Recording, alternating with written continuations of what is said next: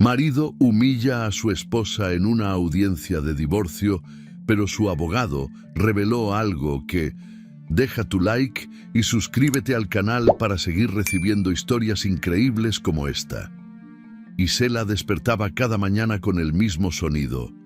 La alarma, tenue de su celular, seguida por el susurro leve del agua hirviendo en la tetera. Su rutina era casi coreográfica, como una pieza musical que conocía de memoria. Se levantaba sin hacer ruido. Caminaba descalza por el piso de madera y preparaba el desayuno mientras la ciudad apenas comenzaba a respirar. Su vida, aunque aparentemente sencilla, estaba cuidadosamente construida sobre una base de silencios, renuncias y una paciencia que se había vuelto hábito. En la escuela primaria donde trabajaba, Isela era otra. Frente a sus alumnos, su voz adquiría un tono cálido, melodioso. Enseñaba música con una pasión que le nacía del pecho, como si esas notas fueran la única forma honesta que tenía de comunicarse con el mundo. Los niños la adoraban. A veces le llevaban flores arrancadas del camino o dibujos con pentagramas torcidos. En esos momentos, Isela sonreía con sinceridad. Pero apenas cruzaba la puerta de su casa, esa chispa se apagaba, reemplazada por una expresión serena y contenida. Vivía con Ramiro desde hacía 9 años. A ojos del vecindario, eran una pareja estable, incluso ejemplar. Él, empresario exitoso del ramo inmobiliario, con trajes a la medida, autos de lujo y una sonrisa que sabía cuándo mostrarse. Ella, maestra de vocación, discreta, culta, siempre elegante en su sencillez. Nadie podía imaginar que en aquella casa decorada con cuadros minimalistas y muebles importados se escondía una historia de ausencias disfrazadas de estabilidad. Ramiro era un hombre que ocupaba demasiado espacio, incluso cuando no estaba. Su presencia lo inundaba todo.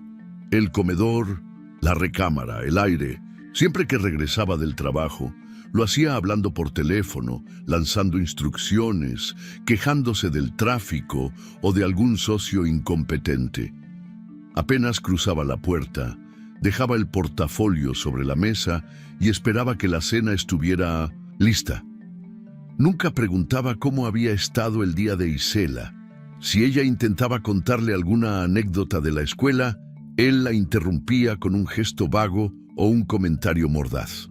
«¿Otra vez con tus niñerías?», decía. «No sé cómo puedes aguantar tanto ruido.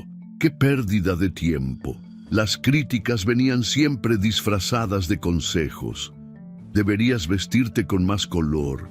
Te ves apagada. No llores por... En cualquier cosa pareces una niña.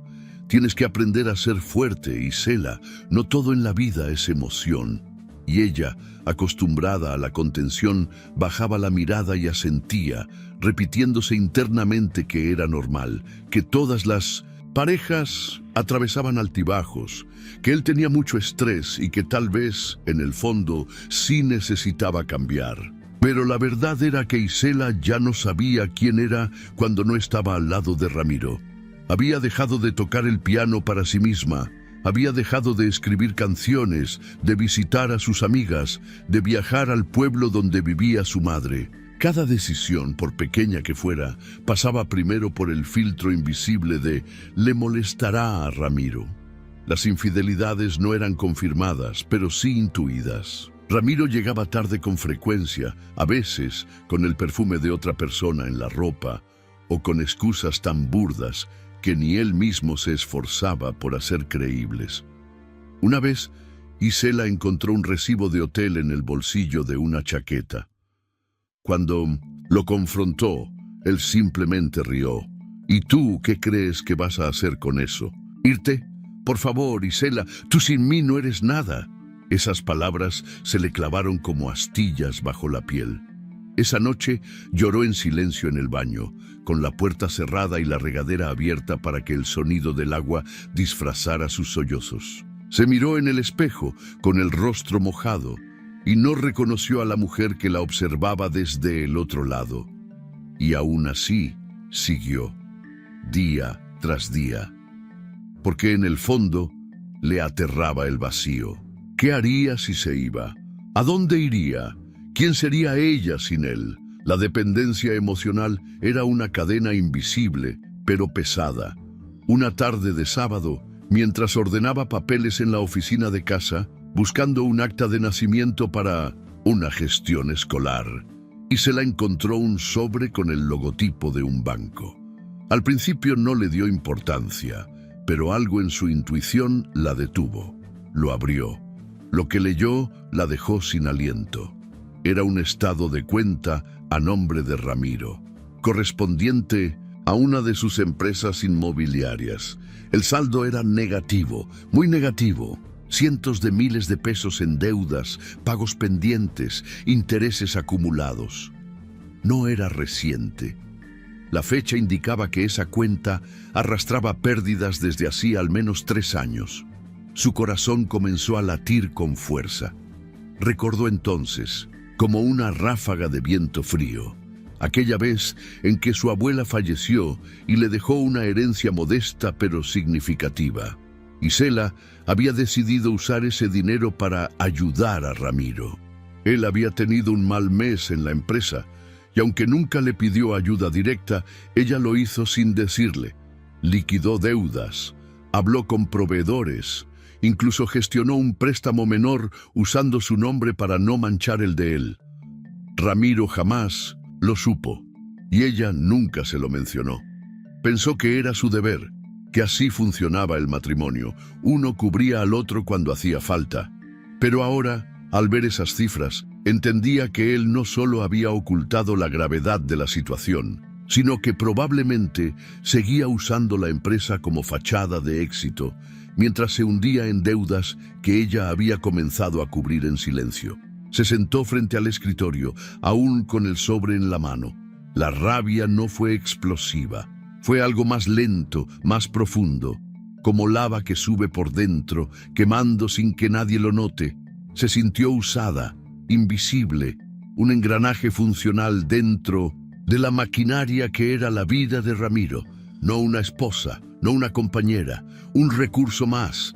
Y lo peor, él nunca lo agradeció, nunca lo reconoció. Jamás se preguntó cómo se habían resuelto esos problemas que amenazaban con quebrarlo. Esa noche no cenó, no durmió. Se recostó en el sillón del estudio con el sobre el pecho y comprendió que algo se había roto. No era una ruptura escandalosa con gritos o portazos.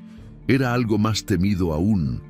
La conciencia de que su amor se había marchado hacía tiempo y que solo quedaba el deber. Y el deber, cuando no está sostenido por el respeto, se vuelve prisión. Al día siguiente, mientras Ramiro desayunaba con el celular en la mano y la televisión encendida con las noticias financieras, Isela lo observó en silencio. Por primera vez en años, no sintió miedo, sintió claridad, y con esa claridad la idea comenzó a germinar, silenciosa, firme, inevitable. La noche del evento estaba cargada de ese aire denso que Isela siempre asociaba con los compromisos sociales de Ramiro.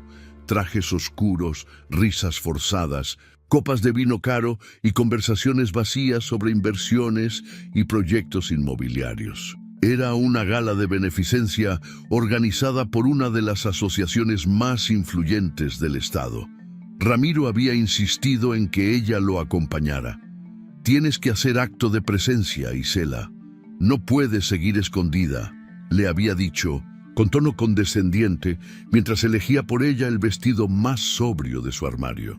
Isela caminó a su lado toda la noche como una sombra dócil. Saludaba con cortesía, sonreía sin mostrar los dientes, asentía a cada presentación como si fuera una figurita decorativa que Ramiro colocaba estratégicamente a su lado. Las esposas de los otros empresarios la miraban con una mezcla de lástima y distancia, como si no supieran muy bien dónde colocarla en la jerarquía no escrita de aquellas reuniones. En un momento de la noche, mientras el anfitrión agradecía a los presentes con un discurso breve, Ramiro se acercó al grupo principal de inversionistas. Isela lo acompañó, como siempre.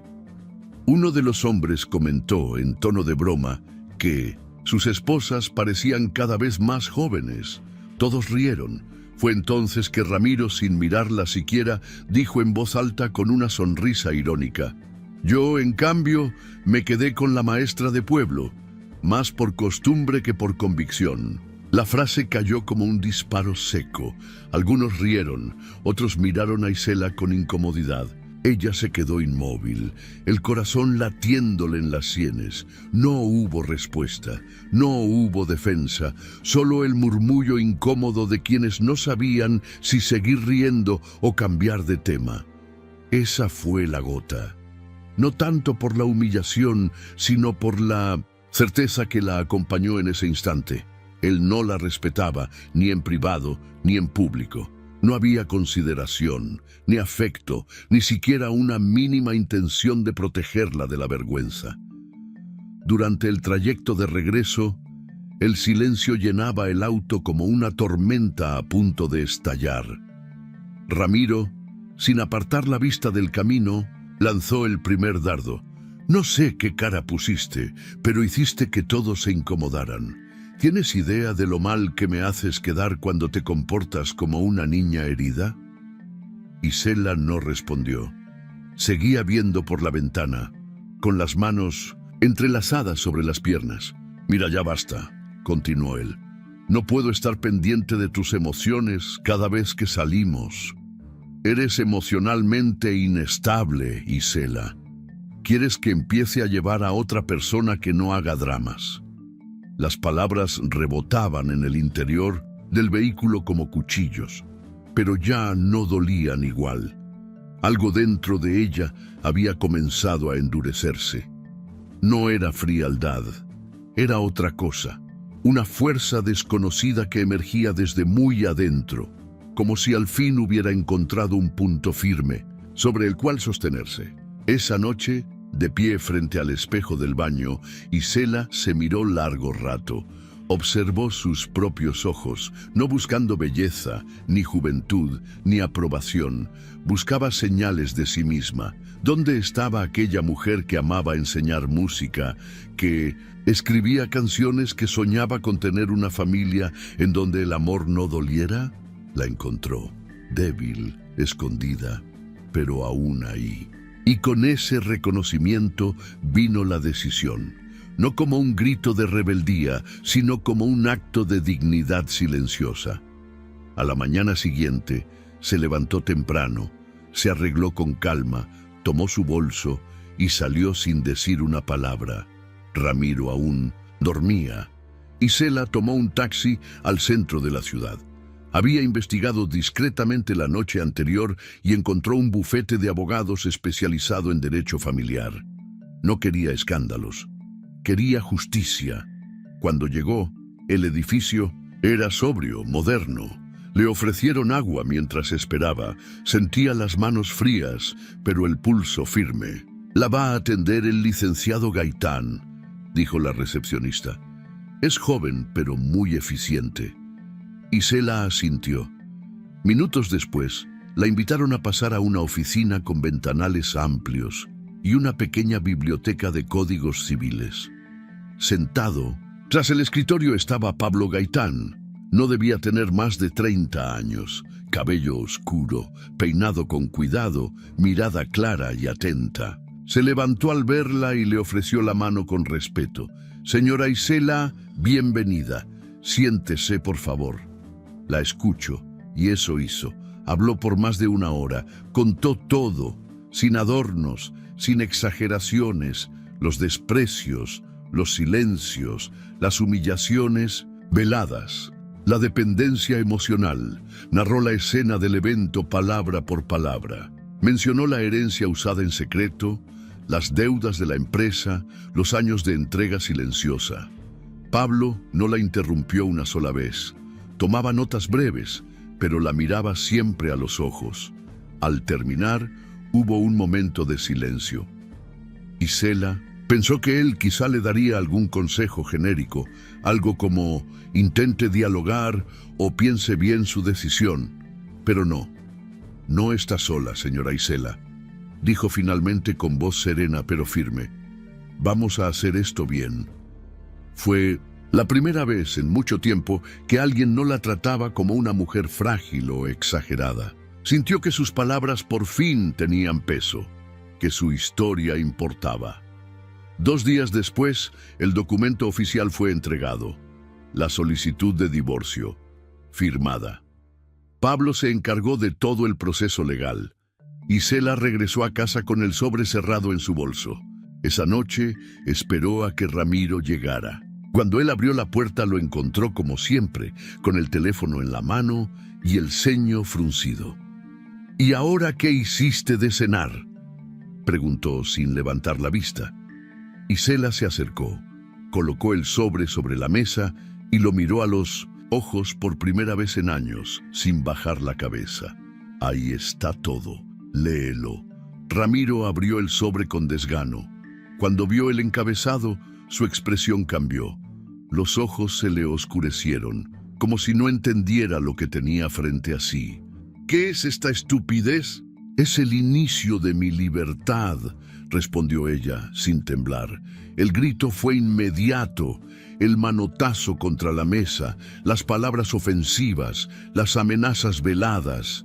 Estás loca, me estás demandando tú a mí, tú.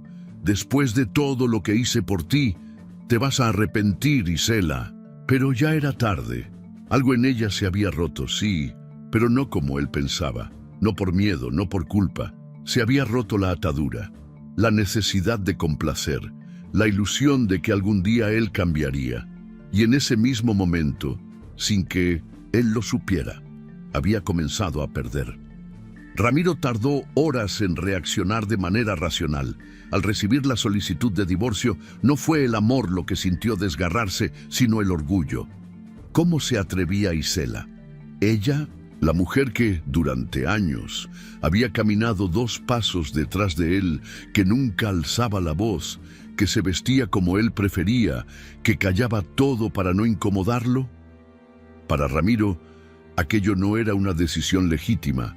Era una ofensa personal, un golpe directo al centro de su ego inflamado. Durante días se sumió en una furia silenciosa. No gritaba, no destruía cosas, pero su rostro se endureció. Dejaba el vaso de whisky sobre la mesa con más fuerza de la necesaria. No contestaba llamadas. Se encerraba en su estudio con el ceño fruncido y una libreta en blanco, que poco a poco fue llenando con ideas, listas, nombres. Ramiro no concebía la derrota, y mucho menos ante una figura que consideraba inferior. No permitiría que una maestra sin ambición, como él solía decir, arruinara su reputación. Decidió convertir el proceso de divorcio en una guerra, una donde él dictaría las reglas y el daño sería irreversible. Para ello, contactó a uno de los abogados más temidos del medio, Julián Pedraza, especialista en litigios familiares, con fama de despiadado. Lo recibió en su oficina privada, en el último piso del edificio de su inmobiliaria. Allí le explicó con frialdad su objetivo. No quiero un divorcio, Julián, quiero aplastarla, quiero que se arrepienta de haber nacido. El abogado, un hombre calvo, de sonrisa torcida y voz grave, no hizo preguntas. Solo asintió y comenzó a trazar el plan. Lo primero, destruir la imagen pública de Isela. Necesitaban construir un perfil psicológico que la presentara como inestable, emocionalmente desequilibrada y dependiente. Ramiro le entregó fotografías, capturas de mensajes sacadas de contexto e incluso un viejo diagnóstico médico de ansiedad que Isela había recibido años atrás tras la muerte de su madre. Después vinieron las amenazas veladas. Julián, a través de contactos, comenzó a llamar discretamente a algunas compañeras de trabajo de Isela en la escuela. Insinuó que ella estaba bajo investigación, que podrían involucrarlas si no colaboraban. Algunas, por miedo, comenzaron a distanciarse. Las miradas cambiaron. Los pasillos, antes llenos de sonrisas, se volvieron corredores fríos donde los susurros la seguían como sombras. Incluso una supervisora, con la que Isela tenía buena relación, le pidió que se tomara un descanso por el bien de todos. Cada día que pasaba se sentía más sola. El divorcio ya no era solo un trámite legal, se había convertido en una tormenta emocional que la envolvía sin tregua. Daba clases como una autómata. Llegaba a casa con los hombros caídos, comía poco y dormía menos. La presión comenzaba a hacer mella. Y justo cuando pensó en detener todo, en retirar la demanda, en regresar a la zona segura del silencio, Pablo la llamó. «Señora Isela», dijo con voz firme al otro lado del teléfono, «necesito que venga mañana. Tenemos que hablar». Isela llegó al despacho al día siguiente con los ojos cansados y las manos temblorosas. Pablo la recibió con una expresión distinta. No era compasión, era respeto. Le ofreció un café y luego, con una carpeta entre las manos, le habló con claridad. «Sé que la están presionando, sé que están intentando aislarla, pero usted no está sola, no vamos a ceder». Abrió la carpeta. Dentro había copias de estados bancarios, movimientos que demostraban inconsistencias en las cuentas de una de las empresas de Ramiro, pagos que coincidían con fechas en las que Isela había usado parte de la herencia de su abuela. También había correos electrónicos que ella misma había olvidado, recomendaciones que había hecho a Ramiro sobre proyectos que, con el tiempo, se convirtieron en inversiones exitosas. Ella había sido parte clave del crecimiento de su imperio, pero siempre en la sombra. «Vamos a demostrar que usted no solo fue una esposa, fue socia silenciosa. Salvó su empresa sin que él lo supiera», dijo Pablo, «y no nos vamos a quedar ahí». Isela lo miró sin palabras. Por primera vez sentía que alguien la veía completa, más allá del dolor, de la tristeza, del rol que la había encerrado durante años. Sintió un leve temblor en el pecho, una mezcla de miedo y esperanza. Asintió.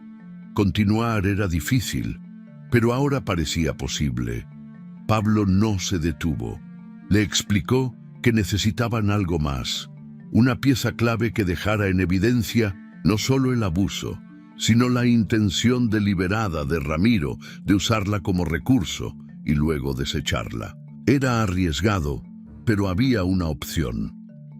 Pablo había comenzado a investigar discretamente y en sus búsquedas había dado con un nombre: Lorena Valdés, una antigua empleada administrativa de la inmobiliaria con la que Ramiro había tenido una relación clandestina hacía 3 años. Según rumores, la relación terminó de manera abrupta cuando ella exigió más de lo que él estaba dispuesto a dar. «Si conseguimos hablar con ella, tal vez podamos obtener algo que revele sus verdaderas intenciones», explicó Pablo. Isela dudó. La idea de escarbar en la vida privada de Ramiro, de enfrentarse a verdades que ya dolían sin ser pronunciadas, le resultaba insoportable. Pero también entendía que ese era el lenguaje que él había elegido para esta guerra. El de las máscaras rotas, de las verdades puestas sobre la mesa sin anestesia. Pablo se encargó de contactarla. Fue complicado. Lorena no quería saber nada al principio. Temía represalias. Había firmado acuerdos de confidencialidad, pero finalmente accedió a reunirse con él en un café discreto al sur de la ciudad.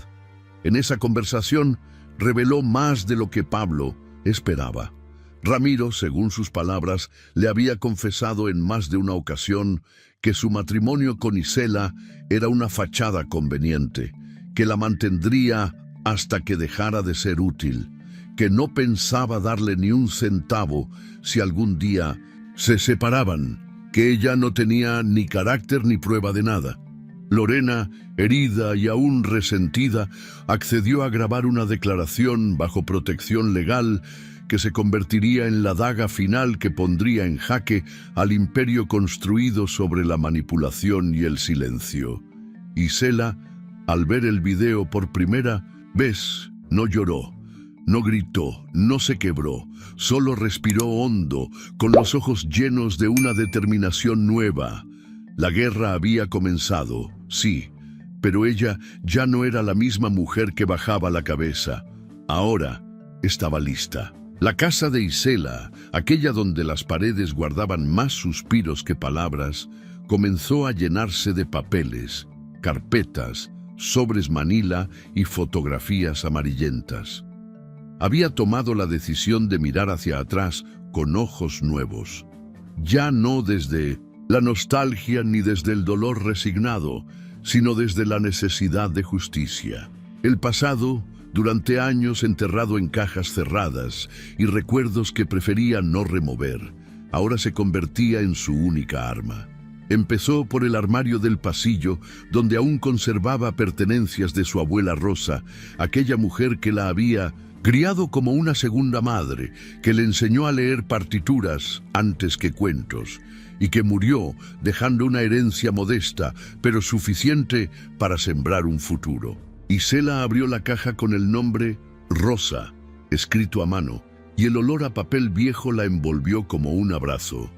Dentro encontró lo que buscaba: las cartas. Rosa era una mujer de palabra firme y escritura cuidadosa. Había dejado instrucciones claras sobre el uso de su dinero, para que hagas lo que desees, no lo que te impongan.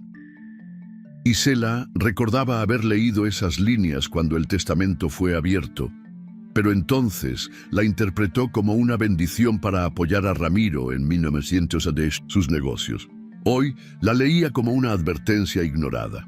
Entre las cartas halló recibos bancarios de transferencias que ella había realizado desde su cuenta personal a cuentas ligadas a la inmobiliaria de Ramiro. Eran de hace 3 años.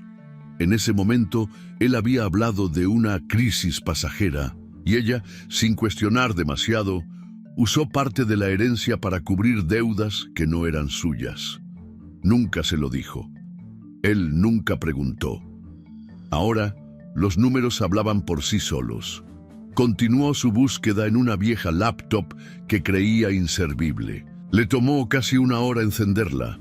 La pantalla parpadeaba, el ventilador sonaba como un suspiro moribundo, pero aún funcionaba. Allí, en una carpeta olvidada de su correo electrónico, encontró cadenas de mensajes que ella misma había enviado a Ramiro con sugerencias para uno de sus primeros desarrollos inmobiliarios. Eran consejos simples, ideas sobre cómo mejorar la presentación de los proyectos, comentarios sobre las necesidades del barrio donde construirían, incluso referencias a contactos de su propia familia en el sector bancario. Todo estaba ahí, y todo había sido usado sin reconocimiento alguno. Isela imprimió cada correo, subrayó fechas, armó líneas de tiempo. Pablo le había dicho que todo servía, que los detalles construyen verdades más fuertes que cualquier discurso. Mientras tanto, Pablo seguía adelante con su parte del plan. Localizó nuevamente a Lorena Valdés. La conversación inicial había sido tensa, pero luego de explicar que no buscaban venganza, sino justicia, ella accedió a colaborar. Lo único que pidió fue protección legal. No quería ser arrastrada por el barro de los medios ni volver a recibir mensajes amenazantes de los antiguos colegas de Ramiro. La grabación se realizó en una oficina neutral, con un equipo reducido. Lorena se sentó frente a la cámara, vestida con ropa sencilla, sin maquillaje. No hablaba como una víctima. Hablaba como alguien que, por fin, había decidido contar su parte de la historia. Relató con detalle cómo había conocido a Ramiro durante un congreso empresarial. Él la sedujo con palabras grandilocuentes y promesas vacías. Durante meses, la relación fue secreta. Luego, cuando ella empezó a exigir claridad, él se mostró tal como era.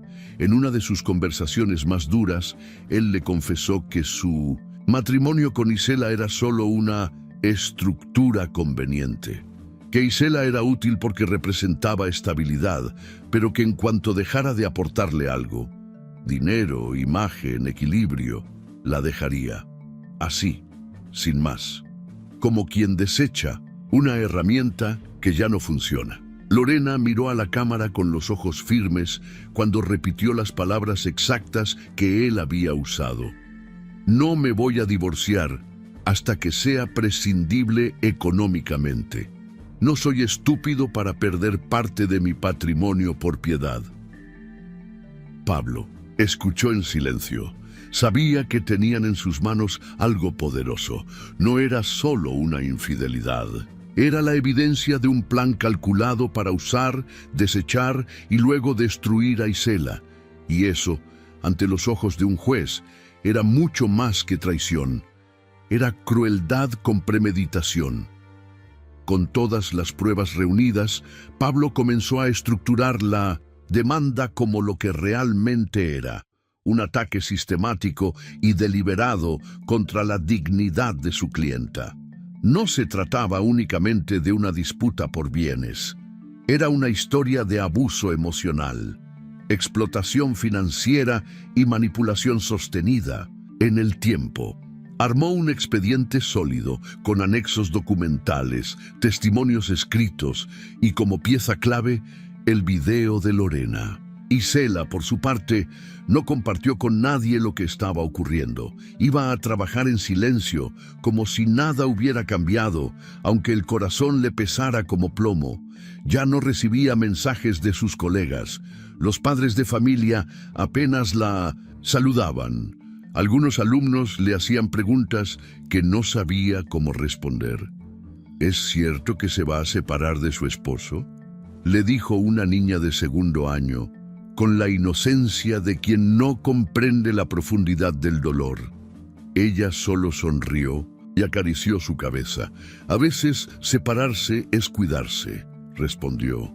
En casa las noches eran largas. Ya no compartía techo con Ramiro, que se había mudado temporalmente a un departamento cercano a su oficina. Pero seguía sintiendo su sombra en cada rincón, en el olor de una camisa olvidada, en la forma en que el silencio se acumulaba en las paredes como moho. Tocaba el piano en las madrugadas, no para componer, sino para sobrevivir. Cada nota era una declaración de existencia. Y entonces, un viernes por la tarde, Pablo la llamó. Ya está todo listo. La audiencia fue programada para dentro de 2 semanas. Isela no dijo nada al principio, solo cerró los ojos. El momento había llegado. Del otro lado de la ciudad, Ramiro recibía la notificación con una sonrisa. Para él, aquello no era más que una formalidad. Confiaba ciegamente en Pedraza, su abogado. Creía tener el control. Había movido fichas, manipulado testimonios, comprado voluntades. Se sentía invencible. Esa noche organizó una cena con varios socios. Bebió vino, rió a carcajadas y comentó que el juicio sería un trámite breve y que pronto volvería a enfocarse en sus negocios sin cargas emocionales. No sabía todavía que el suelo bajo sus pies ya comenzaba a resquebrajarse. Isela, en su departamento, vestía una blusa sencilla y sostenía en las manos una foto vieja. Ella y su abuela sentadas frente al piano sonriendo. La miró largo rato. Luego la colocó sobre la mesa de noche. No lloró, solo susurró: «Ya, voy, abuela. Esta vez lo voy a hacer bien». El edificio del tribunal, con sus muros grises y fríos, amaneció más bullicioso de lo habitual aquel día. Desde temprano, periodistas locales, empleados judiciales y curiosos comenzaron a llegar con susurros apurados y expectativas en los ojos. No era común que un juicio de divorcio atrajera tal atención, pero el apellido de Ramiro Bastida, reconocido empresario inmobiliario, rostro frecuente en revistas de negocios, pesaba lo suficiente como para despertar interés, más aún cuando se sabía que su esposa, una maestra hasta entonces anónima, había decidido enfrentarlo en tribunales. A las 9 en punto, las puertas de la sala se abrieron. Adentro, las bancas estaban ocupadas por testigos, abogados, familiares lejanos e incluso algunos exempleados del consorcio Bastida. En la mesa del frente, el juez, un hombre de rostro severo y barba entrecana, revisaba documentos con meticulosidad. Ramiro fue el primero en llegar. Entró con su impecable traje azul marino, el reloj de lujo brillando bajo la luz blanca del recinto, y una sonrisa que más parecía una mueca de superioridad. Saludó a algunos con un leve gesto de cabeza. Se sentó junto a su abogado, Julián Pedraza, y se acomodó como si estuviera en una reunión de negocios más. No tenía nervios, tenía estrategia. Minutos después, las miradas se giraron hacia la entrada cuando Isela cruzó la puerta. No llevaba nada ostentoso. Vestía de blanco, sobria, sin maquillaje excesivo. Caminaba con paso calmo, pero con la espalda recta y el rostro sereno. A su lado, Pablo Gaitán la acompañaba con un maletín en mano y una expresión de concentración absoluta. El murmullo se apagó cuando el juez golpeó una vez la mesa. El procedimiento dio inicio. Julián Pedraza fue el primero en pedir la palabra. Se levantó con teatralidad medida, caminó hasta el centro de la sala y empezó su exposición con un tono que simulaba respeto, pero destilaba veneno. Su señoría, nos encontramos ante un caso claro de desequilibrio emocional. Mi cliente, el señor Bastida, ha sido víctima durante años de una relación desgastante con una mujer que, aunque se presenta como víctima, ha sido emocionalmente inestable, incapaz de sostener un diálogo racional e incluso negligente en sus deberes conyugales y sociales. La sala contuvo el aliento. Algunos asistentes se miraron, sorprendidos por la dureza inicial. Pedraza continuó. La señora Isela González, ha presentado una fachada durante años, pero tenemos testimonios de vecinos, allegados y personal de la empresa que confirman episodios de irritabilidad, dependencia excesiva y aislamiento autoimpuesto. Mi cliente, lejos de maltratarla, intentó sostener un matrimonio que se desmoronaba por la falta de estabilidad emocional de su pareja. Isela no se movió. Mantenía las manos entrelazadas sobre su regazo, los ojos fijos en el estrado. Pablo, junto a ella, no desvió la mirada ni por un segundo. El juez asintió con lentitud. Luego pidió que el señor Bastida subiera al estrado. Ramiro lo hizo con pasos firmes, seguro. Una vez sentado, comenzó a hablar con una mezcla de arrogancia y falsa compasión que ya muchos conocían de sus conferencias empresariales. Yo la quise, dijo, fingiendo una sombra de tristeza en la voz. La cuidé. La llevé a eventos, la incluí en mi vida a pesar de que ella se alejaba constantemente de todo.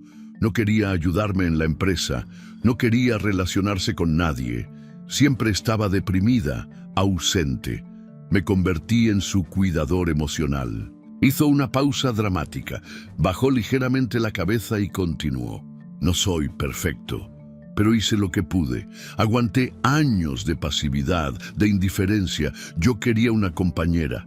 Ella solo quería que la escucharan llorar. Se escucharon risitas discretas en una de las filas traseras. Ramiro levantó la vista. Encomplacido, creía estar ganando. El juez lo interrumpió para pedir que se ciñera a los hechos. Pedraza agradeció con una leve inclinación y volvió a su asiento. El silencio reinó por un momento. Entonces, el juez giró hacia la mesa de 1900, la defensa. Licenciado Gaitán, ¿desea usted pronunciarse? Pablo se levantó con una calma que contrastaba con la tensión del ambiente. Caminó con elegancia, sin prisa. Se paró en el centro de la sala. Miró al juez y luego al público. Finalmente, giró hacia el estrado. Sí, su señoría, y tengo pruebas que lo cambiarán todo. La frase cayó con un peso inesperado. Algunos se movieron en sus asientos. Ramiro, por primera vez, perdió brevemente la sonrisa. Pablo colocó sobre la mesa del tribunal una carpeta gruesa. La abrió con cuidado y comenzó a sacar documentos uno por uno. Aquí tenemos estados de cuenta, registrados ante el banco, que demuestran transferencias directas desde una cuenta personal a nombre de la señora Isela González hacia la empresa del señor Bastida. Montos considerables que cubrieron deudas específicas, registradas en los informes contables de la misma inmobiliaria. Mostró copias. Entregó ejemplares al juez, a la parte contraria. Ramiro frunció el ceño. También tenemos esta serie de correos electrónicos enviados por la señora González a su esposo, donde le sugiere ideas, estrategias y contactos que más tarde fueron utilizados para levantar el proyecto Santa Emilia, actualmente una de las bases del Imperio Bastida. Más papeles, más fechas, más coincidencias. No solo fue una esposa, fue una socia silenciosa, una mujer que, sin buscar reconocimiento, aportó intelectualmente, económicamente y emocionalmente a una empresa que nunca le reconoció nada. La sala murmuraba. El juez pidió silencio, pero ya era imposible borrar la impresión. Entonces Pablo guardó un breve silencio, alzó la mirada y dijo: «Y no hemos terminado». Sacó una pequeña USB de su bolsillo y la conectó al sistema de proyección del tribunal. La pantalla encendida mostró a Lorena Valdés. El video comenzó. «Mi nombre es Lorena Valdés. Trabajé para el señor Bastida durante casi 2 años. Tuvimos una relación. Durante ese tiempo, él me confesó que su matrimonio era solo una fachada, que Isela era útil por el dinero de una herencia que había recibido, que no se divorciaría hasta que dejara de serle funcional económicamente, que no era estúpido, que no pensaba perder su patrimonio por una mujer que ya no valía nada para él». El silencio en la sala se volvió insoportable. Nadie respiraba. La cámara captó la cara de Ramiro, blanca, tensa, murmuró algo a Pedraza que no supo qué responder. El juez, visiblemente impactado, pidió pausar el video. ¿Tiene algo más que agregar, licenciado Gaitán? Solo una cosa, su señoría, dijo Pablo mirando directamente a Ramiro. La verdad no necesita gritar para hacerse oír, solo necesita salir a la luz. Isela, aún sentada, cerró los ojos por un momento. Su cuerpo no temblaba, su voz no se alzaba. Pero en su interior, una tormenta de dignidad se había convertido en una paz nueva. La atmósfera dentro del tribunal se había vuelto espesa. No por el calor ni por el número de personas presentes, sino por el peso invisible de la verdad que comenzaba a tomar forma frente a todos. El juez, con rostro impasible, pidió que continuara la exposición. Pablo Gaitán, de pie con la serenidad de quien no improvisa, tomó entre sus manos una carpeta azul oscuro, marcada con el sello del Banco Santander y una serie de códigos fiscales impresos con precisión. «Su señoría», dijo Pablo con la voz firme pero sin altivez. «A continuación, presentaré documentos bancarios certificados que comprueban que mi clienta, la señora Isela González, realizó múltiples transferencias desde una cuenta personal a nombre propio hacia cuentas pertenecientes a la empresa inmobiliaria Bastida. Estas transferencias ocurrieron en distintos momentos críticos entre los años 2020 y 2022. Y coinciden exactamente con periodos en los que la empresa registró pérdidas considerables conforme a los reportes fiscales públicos». Colocó los documentos sobre la mesa. El juez los tomó, hojeó con atención y asintió con gravedad. Julián Pedraza, el abogado de Ramiro, murmuró algo al oído de su cliente que ya no lucía tan erguido como al principio de la audiencia. No solo eso, prosiguió Pablo mientras abría una nueva carpeta. También tenemos correos electrónicos enviados desde la cuenta personal de la señora González al señor Bastida, en los que ella sugiere estrategias para mejorar la percepción pública de sus desarrollos, redirigir recursos a proyectos más rentables y ajustar la política de precios para evitar una caída en el mercado durante la pandemia. Esos mismos consejos, ignorados en su momento, fueron posteriormente aplicados y hoy forman parte de las prácticas comerciales estables de la empresa. Las pantallas del tribunal se iluminaron. Pablo había solicitado que se proyectaran algunos de esos correos en donde podía leerse claramente: Ramiro, si reduces los precios en Santa Emilia en un 10% y ofreces financiamiento propio, podrías capturar el segmento medio que está creciendo. Además, te conviene mejorar la imagen ambiental del proyecto. La gente busca más que concreto, quiere compromiso. Isela permanecía sentada, sin gestos, con la vista al frente. Pero en su interior, el temblor de los años en silencio se transformaba en una quietud poderosa. Cada palabra de Pablo era una piedra que desmontaba la estructura de mentiras en la que había vivido tanto tiempo. Y por último, dijo Pablo, ahora tomando un sobre blanco del interior de su maletín, presentamos constancia notarial del testamento de la señora Rosa María González, abuela de mi clienta, en el cual se acredita que la señora Isela recibió una herencia directa en efectivo en el año 2019. Esta suma fue depositada en su cuenta personal y luego transferida por voluntad propia y sin exigir retribución a la empresa del señor Bastida. Él, sin conocimiento ni consentimiento de su parte, utilizó esos fondos para evitar la quiebra de su compañía durante el periodo de reestructuración. El juez pidió el documento, lo leyó con meticulosidad, luego giró lentamente hacia la parte acusadora. Ramiro comenzó a mover las piernas, inquieto. Por primera vez, bajó la mirada. Entonces, Pablo extrajo la USB que todos sabían que sería el golpe final. Caminó hacia el centro de la sala, la conectó al sistema y se dirigió al juez. Con su permiso, su señoría, me permito presentar una grabación en video realizada con el consentimiento de la testigo Lorena Valdés, ex colaboradora y expareja sentimental del señor Bastida. El juez asintió. Las luces bajaron ligeramente. En la pantalla apareció el rostro de Lorena, su cabello recogido, rostro serio, voz sin temblores. La imagen era clara, el sonido nítido. Ramiro Bastida siempre fue calculador. Durante nuestra relación, me confesó que no se divorciaría de Isela hasta que ella dejara de serle útil. Sus palabras exactas fueron: ya no sirve.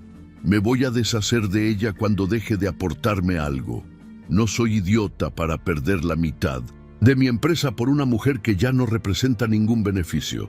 La sala quedó inmóvil. El silencio fue total. Nadie se atrevió a respirar siquiera. Pablo pausó el video. El juez bajó la mirada por un instante, luego giró hacia Ramiro, que estaba blanco como el papel. La audiencia no había terminado, pero el juicio moral ya se había dictado en los corazones de todos los presentes. Ramiro intentó hablar. Se levantó torpemente de su asiento. Tragó saliva. Eso fue hace mucho. Estaba enojado. Dije cosas que no quise decir. No es como parece, pero su voz ya no tenía fuerza, ya no quedaba arrogancia en su postura, solo la desnudez de quien ha sido descubierto. Miró hacia Isela. Ella no lo miraba. Seguía con los ojos clavados en el estrado, sin lágrimas, sin expresión, solo dignidad. Ramiro dio un paso, otro. La distancia entre ellos parecía un abismo. Cuando llegó hasta ella, se detuvo, miró al suelo y, en un movimiento que nadie esperaba, se arrodilló.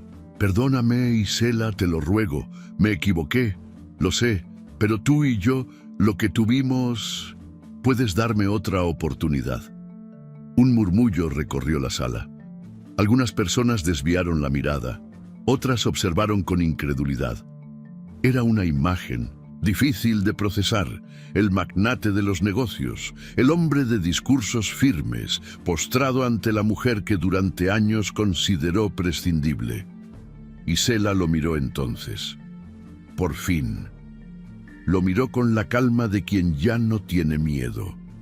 Se inclinó, un poco, no por ternura, sino por respeto a sí misma, y le dijo con voz clara, sin odio, sin temblor: no estoy aquí para herirte. Estoy aquí para liberarme. Ramiro cerró los ojos. No pudo responder.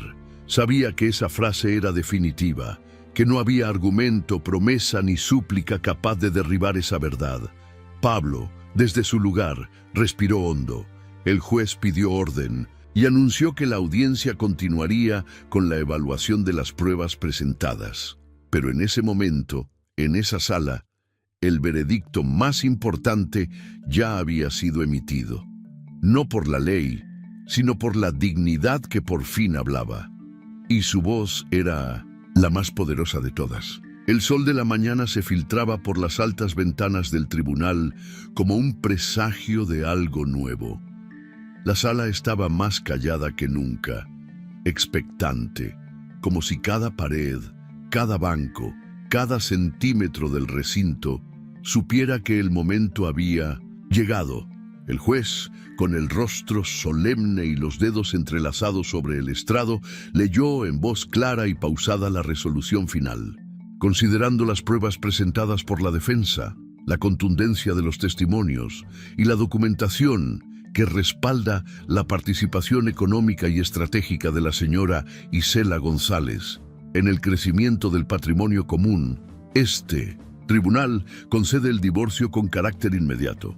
Además, se reconoce el derecho de la señora González a la mitad de los bienes adquiridos durante el matrimonio, así como una indemnización compensatoria por los años en los que sostuvo económicamente la sociedad conyugal sin reconocimiento legal ni remuneración. Las palabras resonaron con fuerza, como una sinfonía final que coronaba años de silencio. Nadie aplaudió, pero la vibración era palpable. La victoria de Isela no era ruidosa, era digna, entera, sin euforia, pero con el peso invencible de la justicia. Ramiro no levantó la vista. Permanecía cabizbajo, derrotado en su silla, con los nudillos blancos por la presión de sus propias manos. Pedraza había evitado su mirada desde que el fallo comenzó a leerse. Sabía que era el fin de una narrativa cuidadosamente construida por años. Ya no había defensa posible. Al salir de la sala, los pasos de Isela eran firmes. Pablo caminaba a su lado, sin hablar, sin intervenir. La miraba con respeto, como se mira a alguien que ha cruzado un incendio con la frente en alto. Nadie en la sala la detuvo, pero todos la siguieron con los ojos. Algunos bajaron la cabeza, avergonzados de haber dudado. Otros, especialmente mujeres, sentadas entre el público, la miraban con una mezcla de admiración y esperanza. Cuando cruzó las grandes puertas de madera que daban al pasillo principal del edificio judicial, se encontró con un silencio distinto. No era el silencio del juicio, era uno contenido, cargado de algo intangible. Varias personas estaban reunidas allí. No gritaban, no la acosaban, solo la observaban. Y en el instante en que dio su primer paso fuera del recinto, comenzaron a aplaudir, no un aplauso explosivo, sino uno suave, sostenido, como una ovación íntima que venía desde lo más profundo de quienes entendían lo que significaba ese momento. Isela no lloró, solo respiró hondo, levantó la barbilla y siguió caminando, con Pablo a su lado. Los días siguientes fueron un torbellino. Alguien había grabado el momento de la sentencia. Otro había registrado el fragmento donde Ramiro, de rodillas, pedía perdón. Esos videos se esparcieron por las redes sociales como fuego en hierba seca. En menos de una semana, el rostro de Isela apareció en medios locales, luego nacionales. No como una celebridad, sino como un símbolo. Titulares como "La maestra que venció al imperio" o "La mujer que cayó para luego hablar con pruebas" inundaron las plataformas. Mujeres de todas partes comenzaron a escribirle. Algunas contaban historias similares, otras solo agradecían que hubiera tenido el valor de hacer lo que muchas no podían. Isela rechazó varias entrevistas televisivas. No quería convertir su dolor en espectáculo, pero aceptó hablar en espacios comunitarios, en foros de derechos humanos, en escuelas. Compartió su experiencia con humildad, sin victimizarse, enfocada en lo que sí se puede construir después del fuego. Volvió a su escuela, ya no como una figura silenciada. Las miradas eran diferentes. Algunos colegas se acercaron con disculpas, sinceras, otros simplemente con respeto. Los padres de familia comenzaron a pedir que sus hijos estuvieran en su clase de música.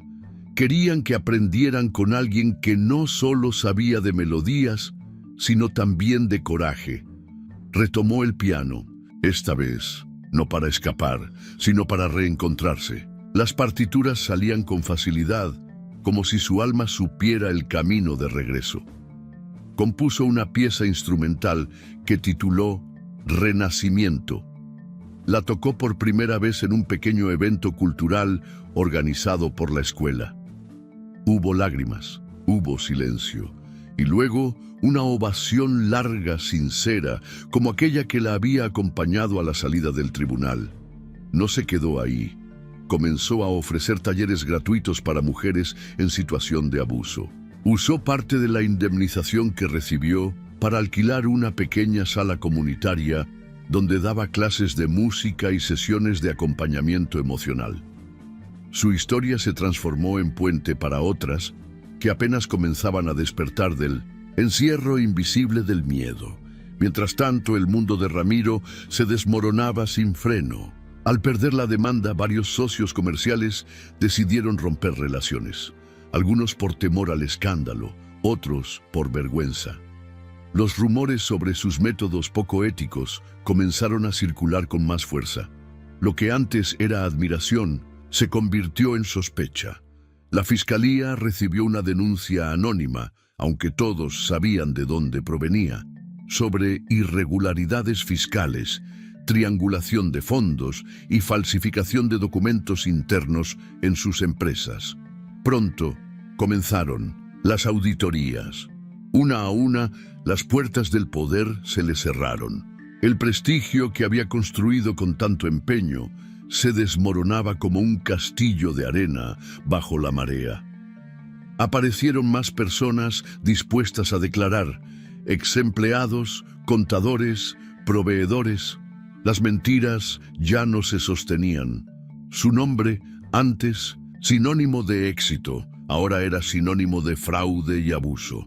Isela no celebró su caída, no lo deseaba, no lo disfrutaba, solo lo observaba desde lejos, con la serenidad de quien ya no tiene nada que demostrar. Una tarde, sentada en su pequeña sala con una taza de té entre las manos y el sonido de un cuarteto de cuerdas de fondo, Isela miró por la ventana. El cielo estaba limpio. El viento entraba por la cortina con suavidad. En ese instante pensó que por fin entendía algo esencial. No se trataba de ganar o perder, sino de recuperar la voz, de decir basta, de salir del fuego no con odio, sino con vida. Y ella, después de todo, seguía viva, más que nunca.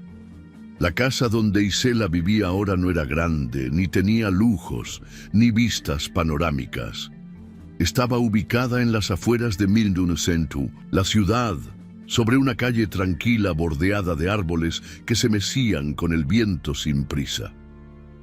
La fachada era blanca, sencilla, con una reja pintada de azul claro y un pequeño buzón de metal oxidado que a menudo rebosaba de cartas. No era raro que cada semana llegaran sobres escritos a mano, sin remitente, con palabras que cruzaban estados, municipios e incluso fronteras para encontrarla.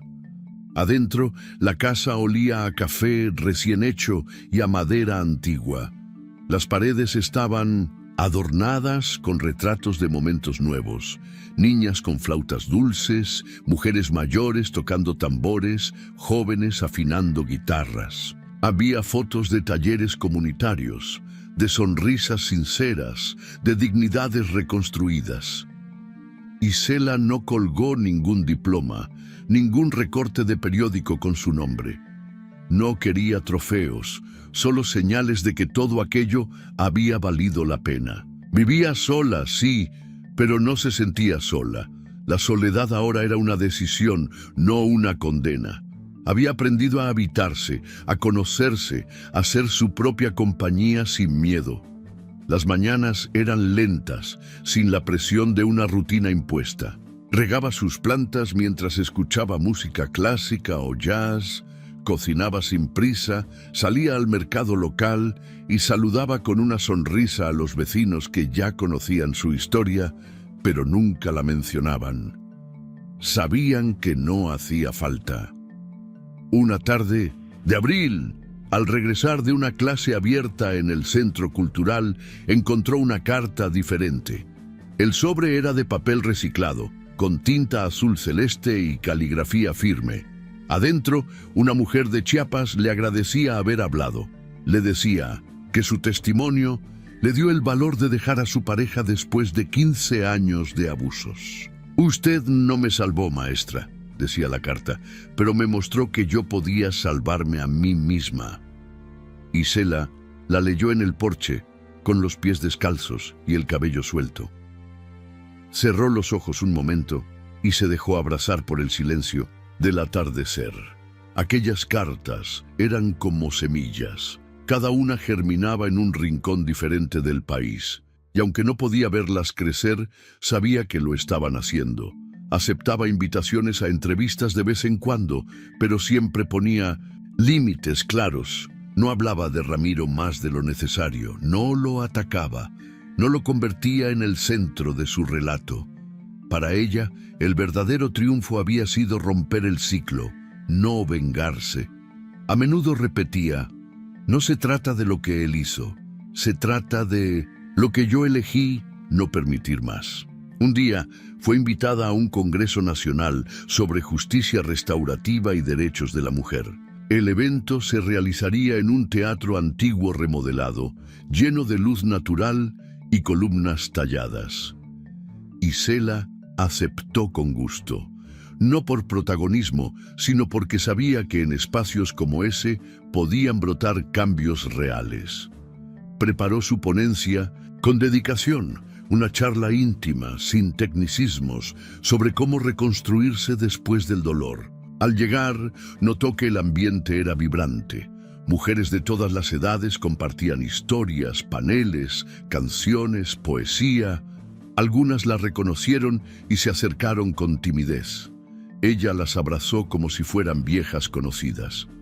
Durante el segundo día del evento, mientras caminaba por el patio interior, escuchó su nombre pronunciado con una voz cálida. Al girar, encontró a Pablo. Llevaba una camisa sencilla, sin corbata, con el mismo aire tranquilo de siempre, pero con los ojos aún más serenos. «Sabía que estarías aquí», le dijo sonriendo. «Y yo sabía que un día volveríamos a cruzarnos», respondió ella. Hablaron un buen rato, no del caso, ni del juicio, ni del pasado. Hablaron de libros, de música, de la vida. Se contaron pequeñas historias de los meses recientes, entre bromas y silencios cómodos. Había algo nuevo entre ellos. No urgencia, no promesas, solo un respeto profundo que se había sembrado en medio de la batalla y ahora florecía con suavidad. Al terminar el evento, él le ofreció acompañarla hasta su casa. Caminaron por un parque cercano, entre niños que jugaban y parejas que compartían bancos. No dijeron mucho más. A veces, el silencio también era una forma de conversación. Esa noche, ya en casa, Isela se sentó frente a su viejo piano. No tenía partitura, no tenía plan. Solo colocó las manos sobre las teclas y dejó que la música brotara. La melodía fue suave, firme, con pausas que respiraban. No era triste ni alegre, era entera, como ella. Mientras tocaba, su mirada se perdía en el jardín que comenzaba a oscurecerse. Las luces cálidas del interior se reflejaban en la ventana, y el sonido del piano se mezclaba con el canto lejano de los grillos. Había llegado lejos, no sin heridas, no sin cicatrices, pero estaba ahí, viva, libre, íntegra. La última nota flotó en el aire por un instante más largo que los demás. Luego, el silencio. Y en ese silencio, una verdad sencilla se instaló, como si el universo mismo la susurrara. La justicia no siempre llega con fuerza. A veces llega en silencio, pero cuando llega, transforma todo. ¿Y tú qué habrías hecho si estuvieras en el lugar de Isela? ¿Te habrías atrevido a enfrentar a alguien como Ramiro, sabiendo que podías perderlo todo? ¿O te habrías quedado en silencio por miedo a las consecuencias? ¿Crees que Isela hizo bien al guardar las pruebas hasta el juicio? ¿O debió hablar antes? ¿Alguna vez has visto una historia parecida en tu entorno? Cuéntanos en los comentarios qué parte de esta historia te tocó más y si tú también crees que el silencio, cuando se rompe, puede cambiarlo todo. No olvides que cada historia que compartimos aquí tiene un mensaje que puede inspirar, sanar y abrir los ojos. Dale like si esta historia te conmovió, suscríbete al canal para no perderte las próximas y haz clic en el siguiente video que aparecerá en tu pantalla, porque la próxima historia podría ser la tuya.